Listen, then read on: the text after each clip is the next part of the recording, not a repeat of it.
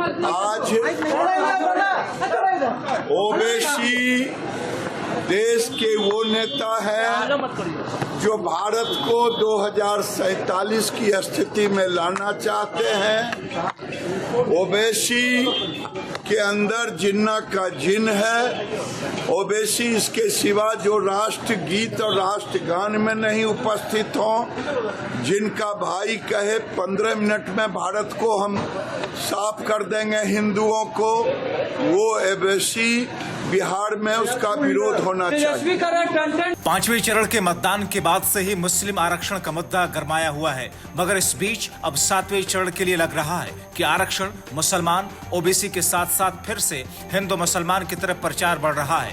AIM के मुखिया असदुद्दीन ओवैसी और उनके भाई के 14 साल पहले वाले ऐसे आपत्तिजनक बयान को इस चुनाव में लाकर वोटों की फसल काटने की कोशिश की जा रही है, जिस बयान पर केस, मुकदमा, अदालत, जेल सारी प्रक्रियाएं हो चुकी हैं। उन बयानों का जिक्र भी भारत जैसे लोकतांत्रिक देश में खतरनाक अपराध के तौर पर देखा जाता है, मगर फिर भी ओवैसी के भाई अकबरुद्दीन के उसी खतरनाक बयान को लाकर मोदी सरकार के मंत्री गिरिराज सिंह आपसी सौहार्द की खुशबू का तड़का इस अंदाज में लगा रहे हैं। चलिए, माना कि राजनीतिक विरोध में वोटों के लिए अपने प्रत्याशी के लिए मजबूत माहौल तैयार करना और विरोधी खेमे के समीकरण को ध्वस्त करने की मजबूरी होती है, मगर ऐसी भी क्या मजबूरी जो ऐसे भर चुके जख्मों को कुरेद कर उसकी याद ताजा कराकर ध्रुवीकरण की तरफ बढ़ा जाए।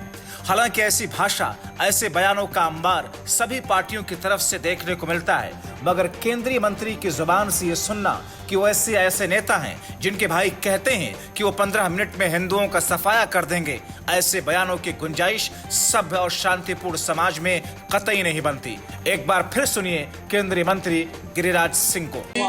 आज ओवैसी देश के वो नेता है जो भारत को 2047 की स्थिति में लाना चाहते हैं। ओवैसी के अंदर जिन्ना का जिन है। ओवैसी इसके सिवा जो राष्ट्र गीत और राष्ट्रगान में नहीं उपस्थित हों, जिनका भाई कहे 15 मिनट में भारत को हम साफ कर देंगे हिंदुओं को, वो ओवैसी बिहार में उसका विरोध होना चाहिए। दरअसल बिहार के आरा में चुनावी रैलियों को संबोधित करते हुए केंद्रीय गृह मंत्री अमित शाह ने कहा था कि बीजेपी को 400 सीटों पर जिताएं, फिर मुस्लिम आरक्षण खत्म कर देंगे।